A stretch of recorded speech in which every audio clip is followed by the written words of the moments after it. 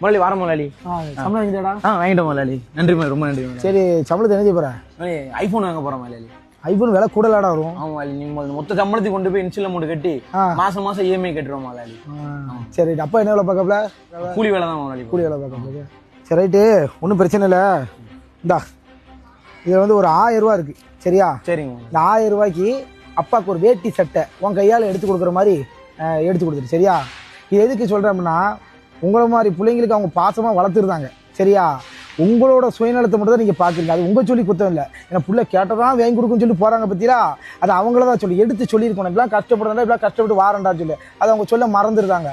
இருந்தாலும் ஒரு ஓனரா, ஒரு அண்ணனா உனக்கு நான் ஒரு விஷயத்தை புரிய வைக்கணும் பற்றியா? இந்த 1000 ரூபாய்க்கு ஒரு வேட்டி செட் எடுத்து அப்பா கொடுத்து பாரு.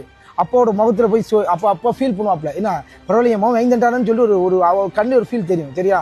திரும்ப திரும்ப சொல்கிறேன், உங்களை மாதிரி ஆட்கள் சுயநலமாக இருக்குது உங்கள் தப்பு கிடையாது, உங்கள் பெற்றவங்க தப்பு தான். ஏன்னா உங்களுக்குன்னு பார்க்க மாதமே இஎம்ஐங்க. இப்போ அவருக்குன்னு ஒரு ஆசை இருக்காதா? மகன் ஏதாவது கடன் நடப்பான், படித்து முடிச்சு வருவான்னு நினைப்பாங்கல்ல, அந்த நினப்பை ஃபுல்லாக தவிடுபடி ஆக்கிடுங்க.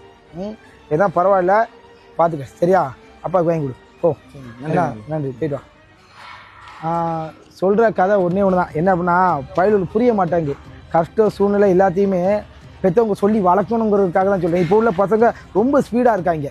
ஏன்னா தன்னோட சுயநலத்தை மட்டும் பார்க்காங்க. யாமை செத்தா இருந்தால் என்ன, நமக்கு வேணும், நம்ம நல்லா இருக்கணும், அந்த மனநிலைக்கு போகிறாங்க. அதுக்கு பெற்றவங்க ஒரு காரணங்கிறதே ஆசியா கேப்டனாக நான் சொல்லிக்கிறேன். புத்தி புத்தி வளர்த்தாங்க.